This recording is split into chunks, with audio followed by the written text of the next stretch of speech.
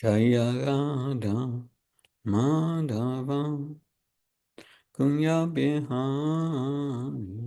Jaya Radha Madhava Kunya Bihari Gopijana Vallabha Kevaradari Gopijana Vallabha Kevaradari Yasodanandana Bhajajana Ranjana Yasodanandana Bhajajana Ranjana Yamuna Tira Vanachari Yamuna Tira Vanachari.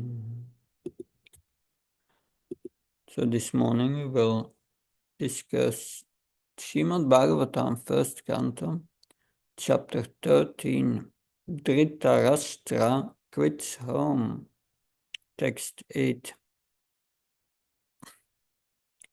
So Yudhishthir is addressing Vidura, who has just arrived after 30 years of pilgrimage. He returned to the palace of Hastinapur with the purpose, especially with the purpose to enlighten Dhritarashtra, his older brother, that Om Namo Bhagavate Vasudevaya. Om Namo Bhagavate Vasudevaya. Om Namo Bhagavate Vasudevaya. Narayanam Namaskrityam Naram Cheva Narottanam Devim Saraswatim Vyasam Tato Jayamudiyayat Nastresya Bhadresu Nityam Bharata Sevya Bharavati Uttamasloke Bhaktir Bhavati Naistiki Yudhisthira Uvacha Apishmarata no Yusmat Pakshachaya Sameditan Vipatkanat Visakhtyadir Moshitayat Samatkrita Samatrikaha. Now the word for word translation. Yudhishthir Uvacha, Maharaj Yudhishthir said, Api Vedach Smarata, you remember, Na, us, Yusmat, from you, Paksha, partiality toward us like the wings of a bird. Chaya, protection. Sameditan, we were brought up by you. Vipatkanat, from various types of calamities. Visha, by administration of poison. Agni Ade, by setting on fire. Mochita, released from. Yat, what you have done. Sa, along with. Matrika, our mother. Translation and purport by A.C. Bhaktivedanta Swami Srila Prabhupada Ki. Maharaj Yudhishthir said, my uncle, do you remember how you always protected us, along with our mother, from all sorts of calamities? Your partiality, like the wings of a bird, saved us from poisoning and arson. Purport. Due to Pandu's death At an early age, his minor children and widow were the object of special care by all the elderly members of the family, especially Bhishmadev and Mahātma Vidura. Vidura was more or less partial to the Pandavas due to their political position, although Dhritarashtra was equally careful for the minor children of Maharaj Pandu. He was one of the intriguing parties who want to wash away the descendants of Pandu and replace them by raising his own sons to become the rulers of the kingdom. Mahatma Vidura could follow this intrigue of Dhritarashtra and company, and therefore, even though he was a faithful servitor of his elder brother Dhritarashtra, he did not like his political ambition for the sake of his own sons. He was therefore very careful about the protection of the Pandavas and their widowed mother. Thus he was, so to speak, partial to the Pandavas, preferring them to the sons of Dhritarashtra, although he was equally affectionate to both parties in his ordinary eyes. He was equally affectionate to both the camps of nephews, in the sense that he always chastised Duryodhana for his intriguing policy against his cousins. He always criticized his elder brother for his policy of encouragement to his sons, and at the same time he was alert in giving special protection to the Pandavas. All these different activities of Vidura within the palace politics made him well known as partial to the Pandavas. Maharaj Yudhishthira has referred to the past history of Vidura before his going away from home for a prolonged pilgrim's journey. Maharaj Yudhishthira reminded him that he was both kind and partial to his grown-up nephews, even after the Battle of Kurukshetra, a great family disaster. Before the Battle of Kurukshetra, Dhritarashtra's policy was peaceful annihilation of his nephews, and therefore he ordered Purujan to build a house of flag at Varanavata. And when the building was finished, Dhritarashtra desired that his brother's family lived there for some time. When the Pandavas were going there, in the presence of all the members of the royal family, Vidura tactfully gave instructions to the Pandavas about the future plan of Dhritarashtra. This is especially described in the Mahabharata, Adi Parva 133. He indirectly hinted, a weapon not made of steel or any other material element can be more than sharp enough to kill an enemy, and he who knows this is never killed. That is to say, he hinted that the party of the Pandavas was being sent to Varanad to be killed, and thus he warned Yudhishthira to be very careful in their new residential palace. He also gave indications of fire, and said that fire cannot extinguish the soul, but can annihilate the material body. But one who protects the soul can live. Kunti could not follow such indirect conversations between Maharaj Yudhishthira and Vidura, and thus when she inquired from her son about the purport of the conversation, Yudhishthira replied that from the talks of Vidura it was understood that there was a hint of fire in the house where they were proceeding. Later on, Vidura came in disguise to the Pandavas and informed them that the housekeeper was going to set fire to the house on the 14th night of the waning moon. It was an intrigue of Dhritarashtra that the Pandavas might die all together with their mother,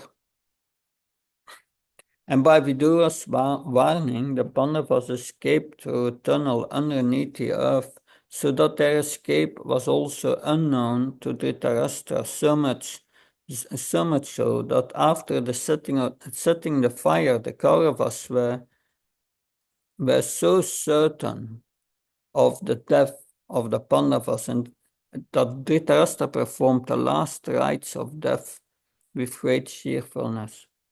And during the mourning period, all the members of the palace became overwhelmed with lamentation, but Vidura did not become so because of his knowledge that the Pandavas were alive somewhere.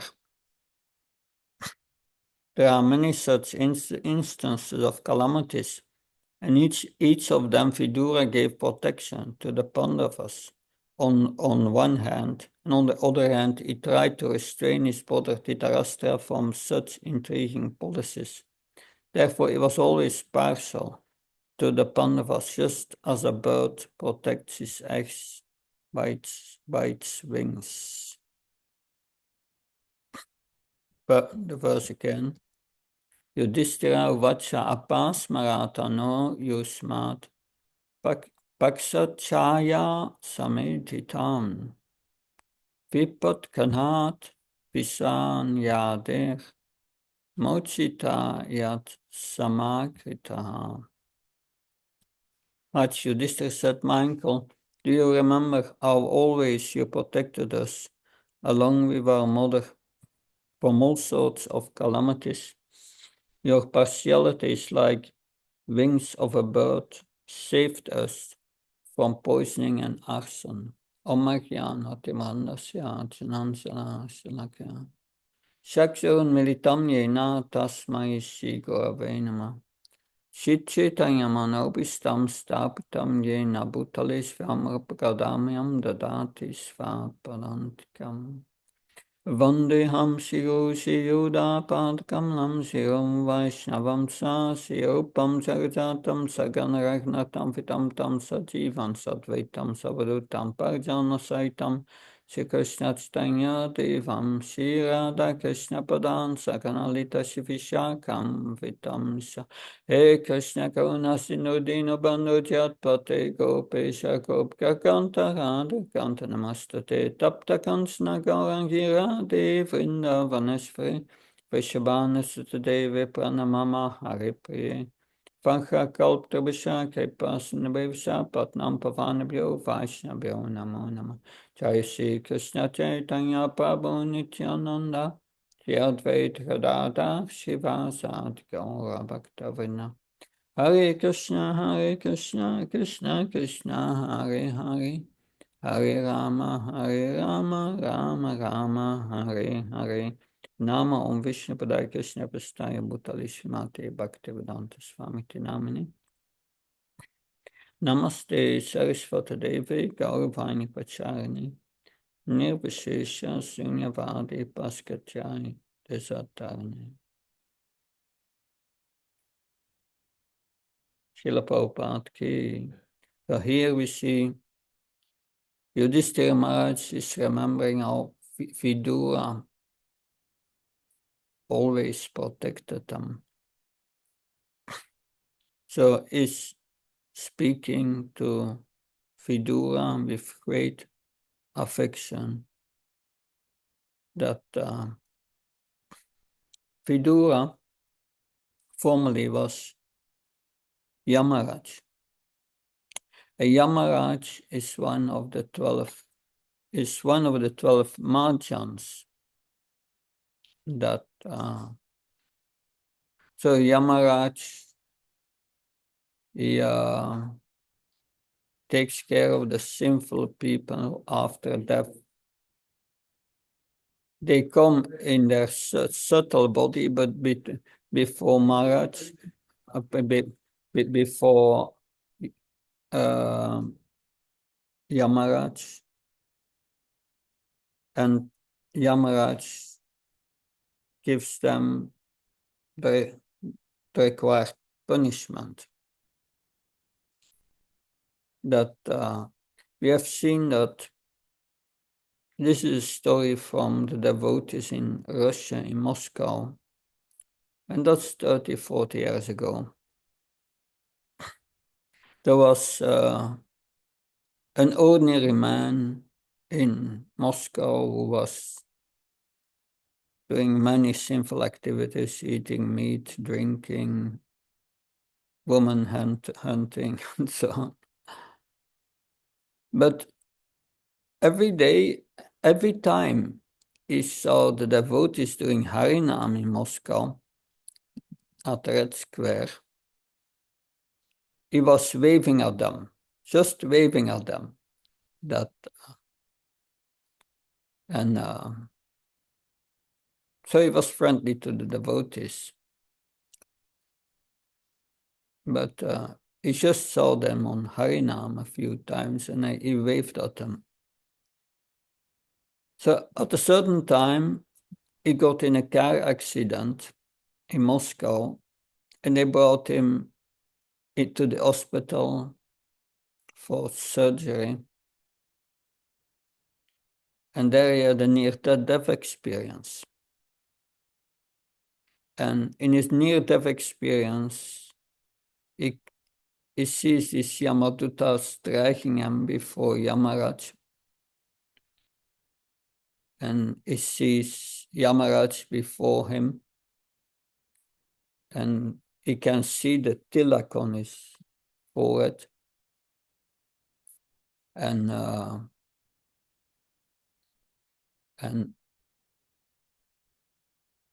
then Yamaraj is turning his head on his right side and asked to his assistant, please tell me what did he do in his life? And his assistant start to give a whole list of sinful activities. And Yamaraj said, that's not so good. But Yamaraj asked then, did he do something good in his life? And he said, yes. 3 times he waved to the devotees during Harinam. And then Yamaraj looked at the person and said, that's very good. What if we give you another chance? And the next moment, during the surgery, because his heart stopped, his heartbeat came back. And the doctors and the nurse said, he's coming back. So then he was in the hospital for a long time. But he remembered always that near-death experience. And when he came out of the hospital, he straight went to the Hare Krishna temple and joined the temple. I don't know what happened with him afterwards, but that's the function of Yamaraj. Yamaraj gives for the sinful people the punishment. They go first to one of the hellish planets where they are trained for their subtle bodies, trained to get acquainted to their next body already. It's quite a heavy thing. I remember that a devotee said,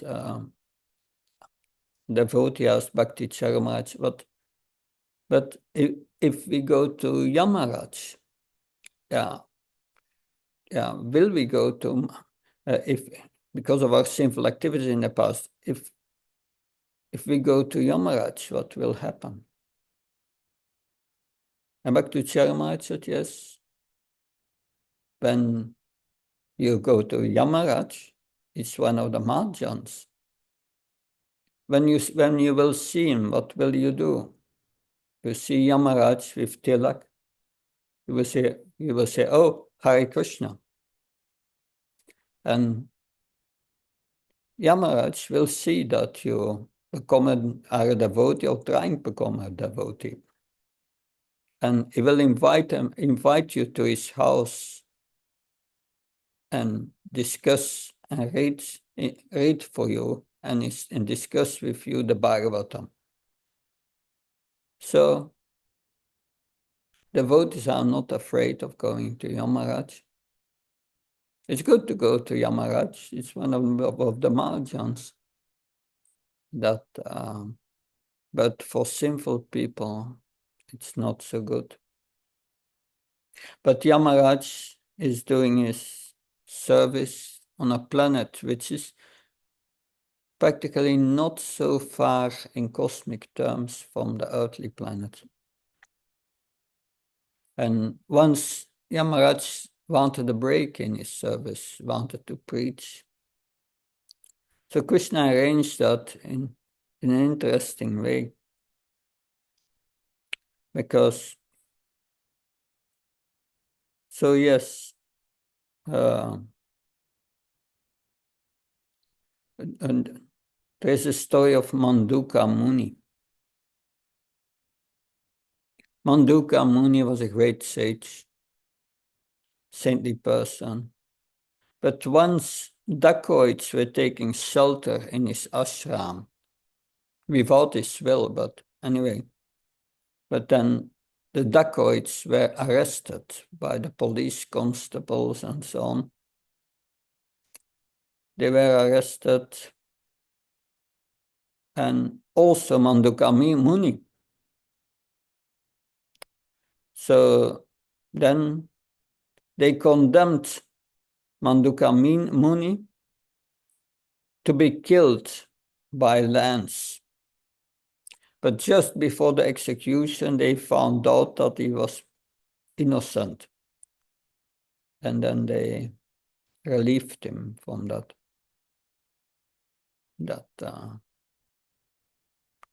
So when Manduka Muni met Yamaraj, he said, why did this happen? What did I do in the past? Why did I get this punishment? Well, Yamaraj said, when you were a child, you were pierced the rectum of an ant with a straw. But Manduka Muni said, I was just a child for such a little thing, such a heavy punishment. Because usually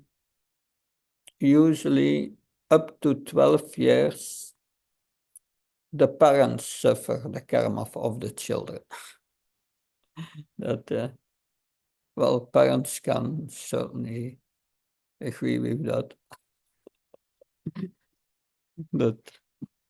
But anyway, Manduka Muni said, for such a small thing, such a heavy punishment, therefore I curse you to become a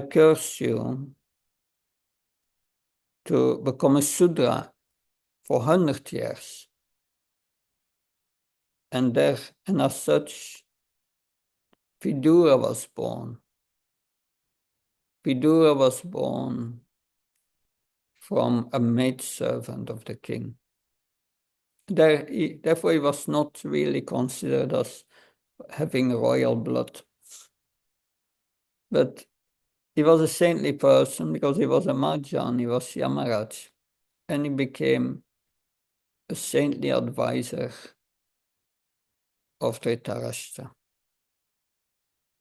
And Vidura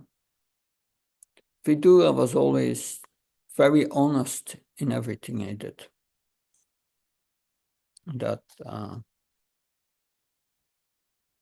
So when his brother Dhritarashtra asked him about the situation with the conflict, the tensions between the sons of Dhritarashtra and the Pandavas,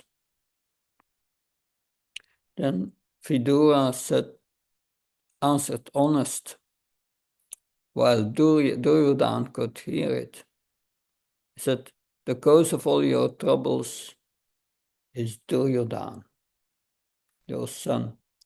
He is evil personified, Kali personified, offense personified.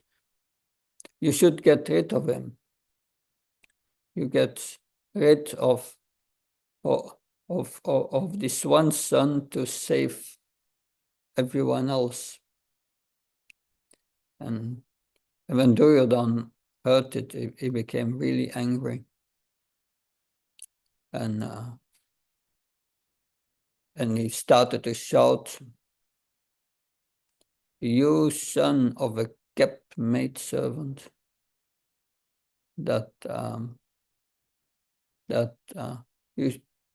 we will, and he threw him out of the palace.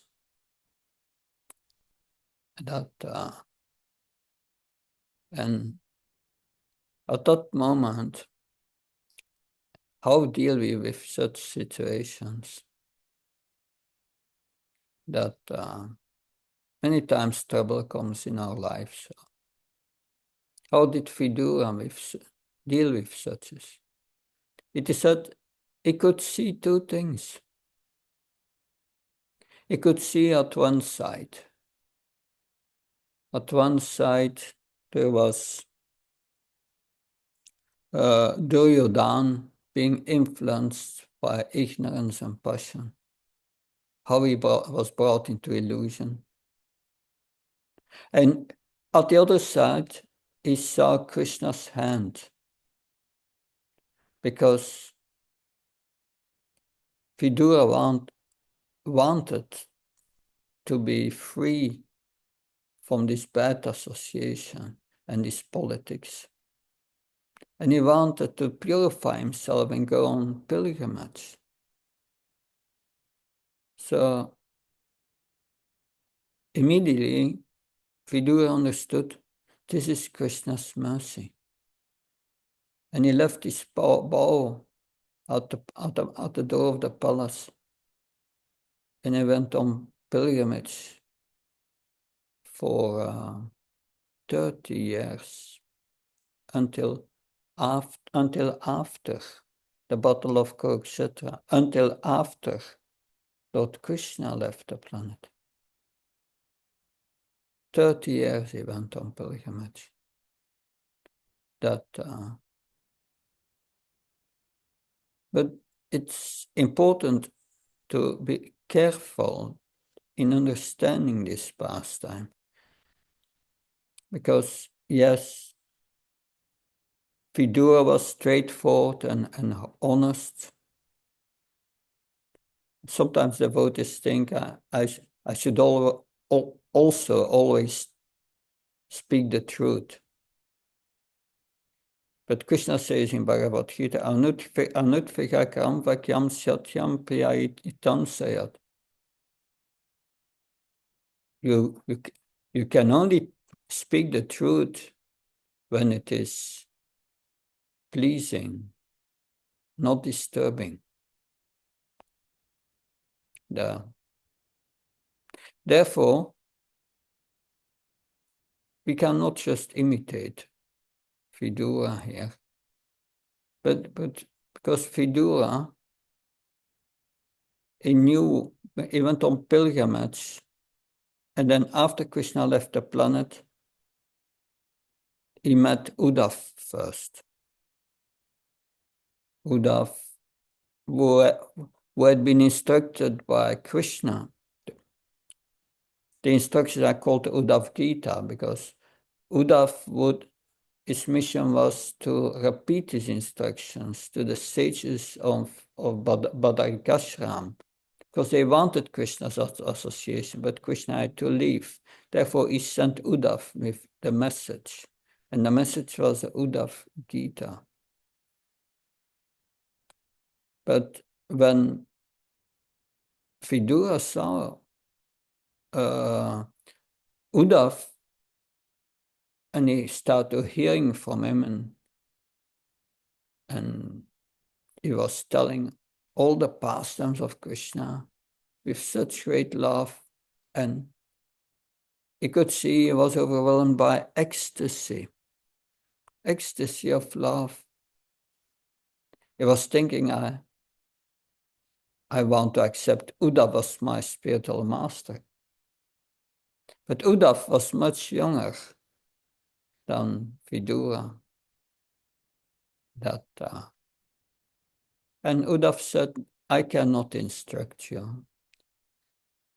But Krishna gave me these instructions. He gave them to Maitreya Muni, and I was also there. He's elder than me and is close by. Please go to him. And Vidura then goes to Maitreya. And there he asks questions to Maitreya, so many questions.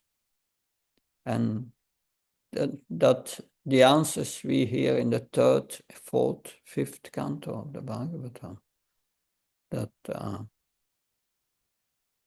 But then afterwards, after being instructed by Maitreya, is arriving here at the palace of Dhritarashtra. Well, of the palace of Yudhishthira Maharaj, but to see Dhritarashtra, because he wanted to help him to achieve liberation and give up the life of sense gratification.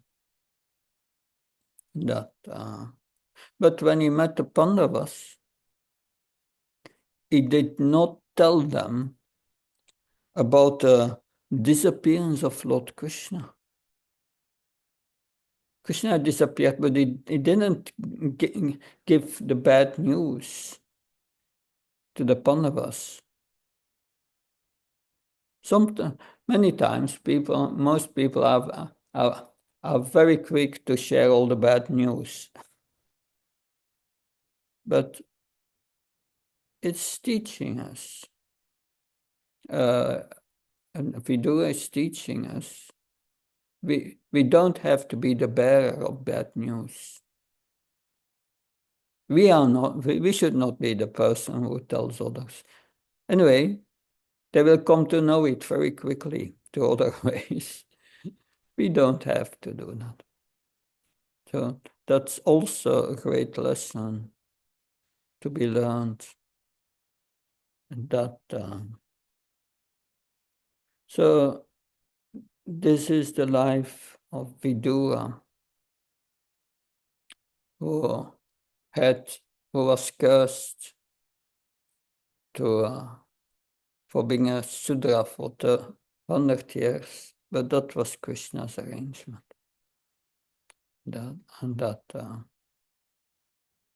And here we see how it's about this partiality. This partiality, or being equal or partial, that it's a big topic in the Bhagavatam. Krishna also says in Bhagavad Gita, Samam Sarvabhuta Namit Veshit Stinapriya. I'm equal to everyone. That I'm not envious to everyone. But Krishna says, to my devotee, I have special affection. The point is, Krishna reciprocates with the living entity. He reciprocates with the modes of nature. That's if you live a life in ignorance, you have results in ignorance.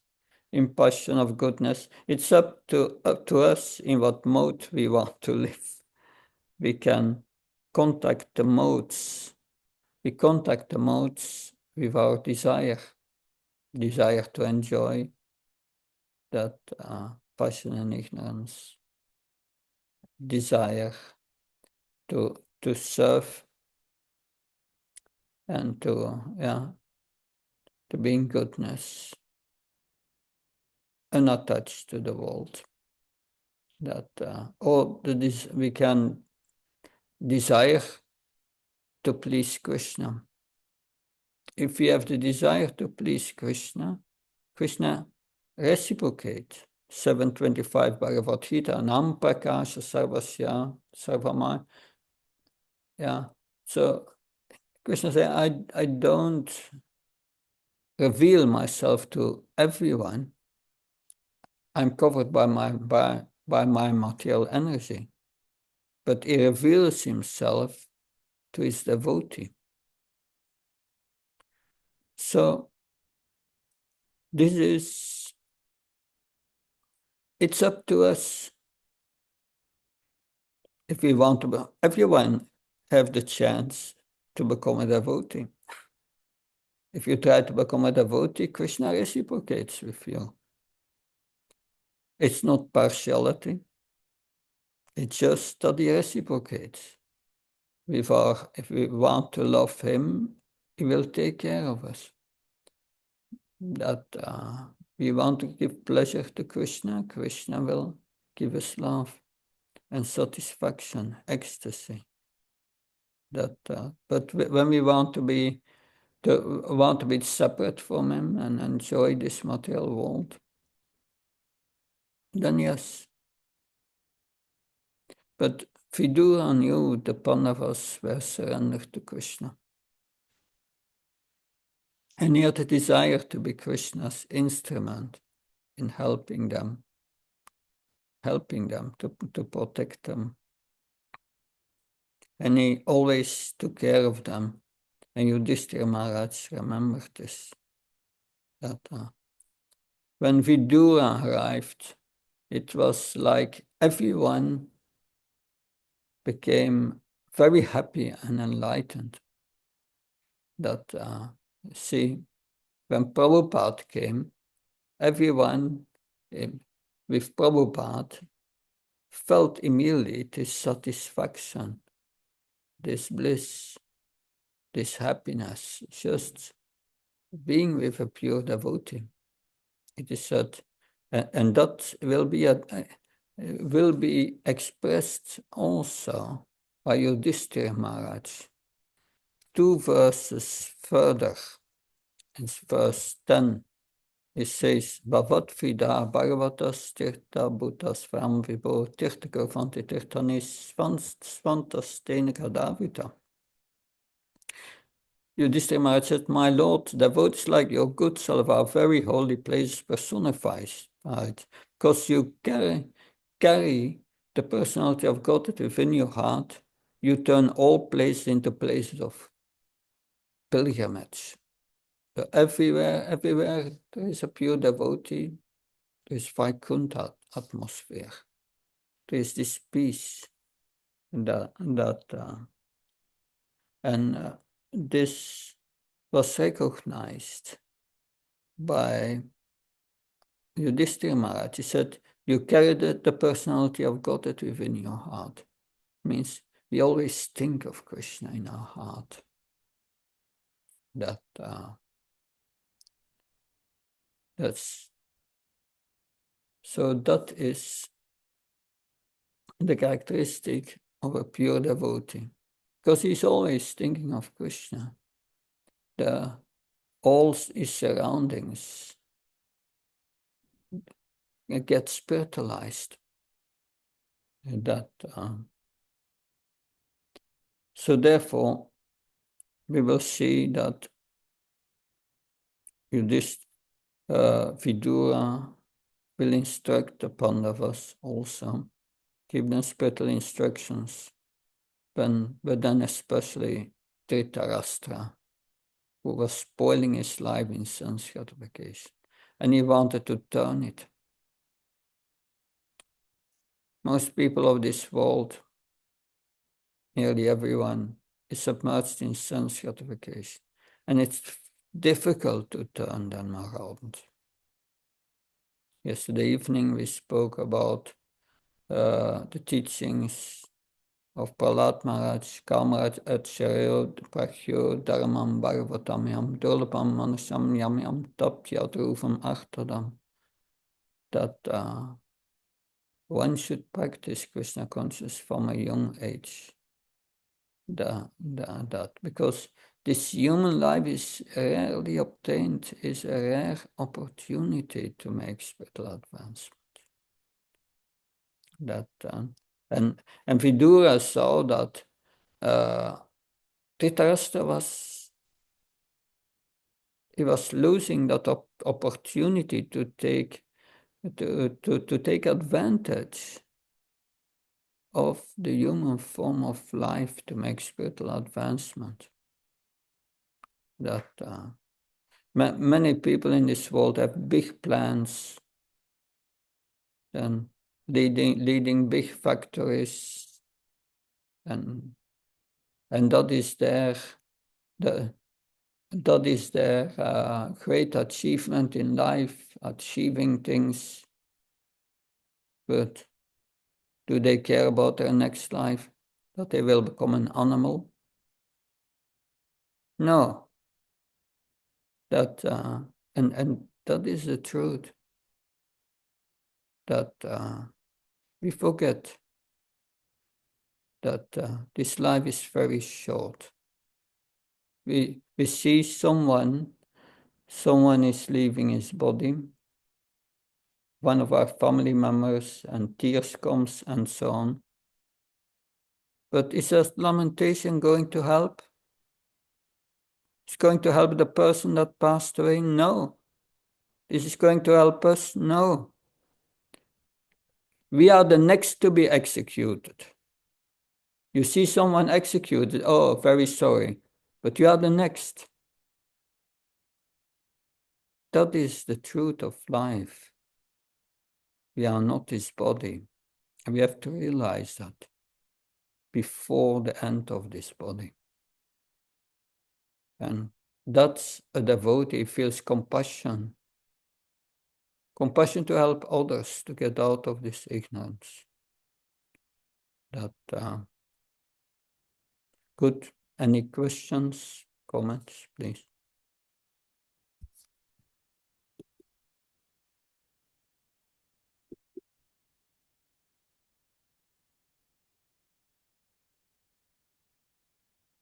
Hare Krishna Maharaj. Thank you very much for a nice lecture, Maharaj. Maharaj, many times if neophyte devotees or devotees coming, occasionally to the temple, and when they see Maharaja Swamis, and if they catch up, they're doing something which they feel that, oh, if Maharaj is there, they shouldn't do like this, or Swami is there, they shouldn't do. They have to follow some. As devotees, we may understand, but how we can make them understand that? This is more related to pure devotees, as you mentioned, that pure devotees bring, the holy dham with them. But if somebody is thinking negatively about them, then they wouldn't get the advantage of that. So how would we guide them? That you cannot turn someone as sudden into a devotee. It's a process. So we should not have the expectation someone comes to the temple and the next day is going to chant. That may be exceptionally. But important is to engage them in hearing Prabhupada's teachings. Hearing is most. Devotional service starts with hearing. And after hearing for a prolonged time, something may happen in their heart. But it doesn't happen all of a sudden. You need really mercy to become a devotee. That if Krishna wants, you understand something. It depends on their previous life. Are they genuine spiritual seekers? Or are they coming to the temple to get some nice time, that nice prasadam, nice singing, that sounds good, I feel good, that mostly that doesn't help. That, but if they hear, especially from advanced devotees, from pure devotees, something in their heart may happen. That, and then inquisitiveness comes. But we cannot force that. It's a process. I saw people who come to our Sunday Feast program for 40 years, but only for the prasadam and the atmosphere. Nothing happens to them. That you may hear it and you may think, yes, maybe not. No conviction. That, but it's all out of ignorance, because if you understand that you are a spirit soul, the consciousness in the body, then naturally you inquire further on the spiritual path. That, and then there are so many so-called spiritualists who give different paths which are a deviation. It becomes very, very difficult. But Krishna is in their heart. Krishna is in their heart, and Krishna is guiding the devotee who is genuinely wanting to make spiritual advancement. And that is the mood of Sri Upanishad. You have this seeker who is praying to Krishna that please lead me to you. I want to know you. So that inquisitiveness should be there. That so that is rarely obtained. Devotees are very rare. That because Krishna gives rarely this intelligence, because you get only this intelligence when you really become sincere in understanding who we are, where we come from, where we go.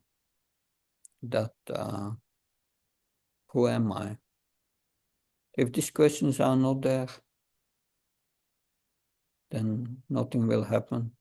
People remain like animals, ignorant about their real self. But we can only offer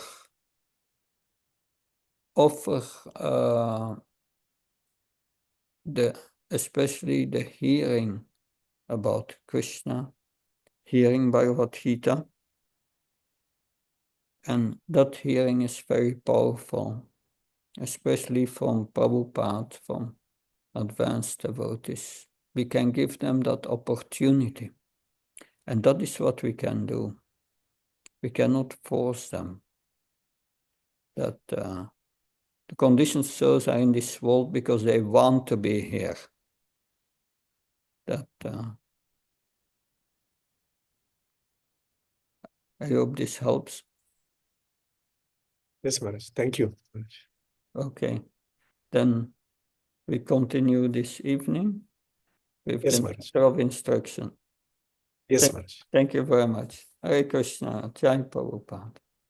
Hare Krishna, Jai. Hare Bol. Hare Krishna. Thank you, Maharaj.